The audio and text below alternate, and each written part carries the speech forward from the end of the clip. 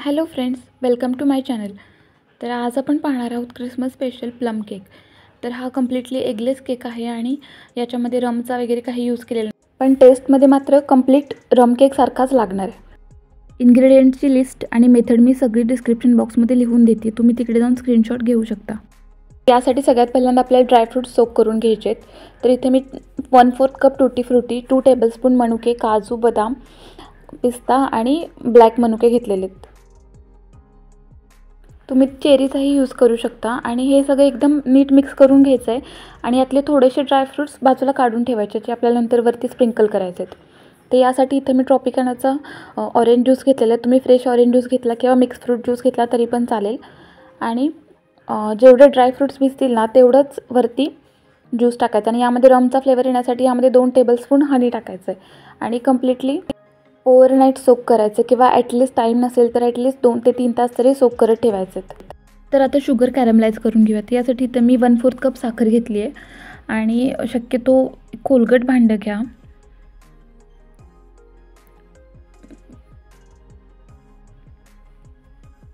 Sugar completely melt करून घ्यायची आणि त्यामध्ये नंतर 1/4 कप गरम पाणी टाकायचं आणि हे जे शुगर सिरप बनवायचं याचा. सो माझा इथे थोडासा घट्ट सिरप बनलेला आहे, पण तुमचा लिक्विड असला तरी पण चालू शकतो.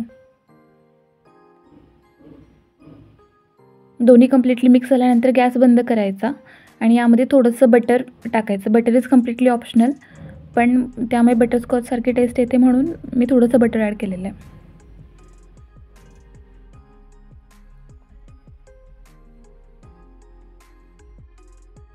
प्लम केक हा रेग्युलर केकपेक्षा थोडासा वेगळा असतो, त्याच्यामध्ये स्पायसेस मिक्स केले जातात. तर इथं मी 1/4 कप शुगर घेतली, त्यामध्ये 1 वेलची, 2 लवंग, थोडंसं किसलेलं आलं घेतलं आहे आणि थोडंसं जायफळ, अगदी थोडंसं जायफळ किसून टाकायचं यामध्ये आणि एक छोटासा दालचिनीचा तुकडा टाकायचा. माझ्याकडे पावडर आहे म्हणून मी as it is powder use केली आणि हे सगळं मिक्सरला बारीक करून घ्यायचं आहे. तर एका भांड्यामध्ये दही घ्यायचं आहे, फ्रेश दही घ्यायचं नेहमी आणि it should be on room temperature. Okay, थंड घ्यायचं नाही आहे दही. त्यामध्ये आपण जी मिक्सरला पावडर बारीक केली साखरेची ती ॲड करायची. सो नेहमीच्या केकमध्ये दही 1/2 कप यूज होतं, पण यामध्ये 1/4 घ्यायचे कारण की बाकीचेही आपण वॉटर कंटेंट असलेले पदार्थ आपण टाकतो यामध्ये, ज्यूस वगैरे, त्यामुळे. ओके, 1/4 कप ऑइल यूज करायचं आणि चांगलं इमल्सिफाय करून घ्यायचं. 1-2-3 मिनटं एकदम नीट मिक्स करून घ्यायचं हे सगळं. आणि जो आपण शुगर सिरप तयार केलं ना, कॅरमल सॉस, ते सुद्धा इथंच ॲड करायचं. आणि तुम्हाला जर जे मसाले आपण साखरेमध्ये मिक्स केले ते जर आवडत नसतील तर तुम्ही कम्प्लिटली स्किप करू शकता, कारण काहींना दालचिनीचं टेस्ट आवडत नाही म्हणून. ओके, आणि हे सगळं छान नीट मिक्स करून गेलं. तर इथे तुम्ही व्हॅनिला एसेन्स जर मसाले यूज करत नसाल तर 1 टीस्पून टाकायचं, अदरवाईज 1/2 टीस्पून टाकला तरीही चालेल. आणि जे आपले सोक केलेले ड्रायफ्रूट्स आहेत ते सुद्धा या स्टेजला मिक्स करून घ्यायचे. सो लक्षात ठेवायचं की प्रत्येक केकची रेसिपी थोड्याफार फरकाने वेगवेगळी. तर आता आपण ड्राय इन्ग्रेडियंट्स बघूया. तर यासाठी इथे मी 3/4 कप मैदा घेतला आहे, त्या 3/4 टीस्पून बेकिंग पावडर टाकते आहे, 1/2 टीस्पून बेकिंग सोडा आणि 1/4 टीस्पून मीठ ॲड करायचं आहे आणि 1/4 कप मिल्क पावडर ॲड करून हे सगळं छान मिक्स करून घ्यायचं आहे. Okay, milk powder is completely optional, पण त्याने थोडंसं केकला टेस्ट छान येते म्हणून मिल्क पावडर यूज केली आहे. सो आता हे ड्राय इन्ग्रेडियंट्स वेट मिक्सरमध्ये टाकायचं आपल्याला आणि हे छान सगळं मिक्स करून घ्यायचं आहे. फार जास्त ओव्हर मिक्स करायचं नाही, फक्त आपल्याला बॅटर एकत्र करून घ्यायचं आहे.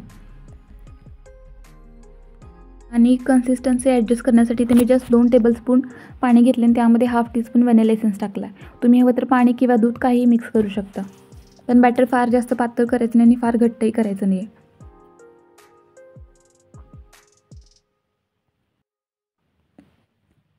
आता आपण टीन रेडी करून घेऊयात. तर त्यासाठी इथं मी 6 इंचेसचा टीन घेतला आहे, पण शक्यतो तुम्ही एखादं मोठं पातेलं घ्या, कारण यामध्ये हे जे केकचं बॅटर आहे ते मावत नाही. थोडंसं हायटेड टीन घ्या किंवा 7 इंचेसचा टीन घेतला तरी पण चालेल.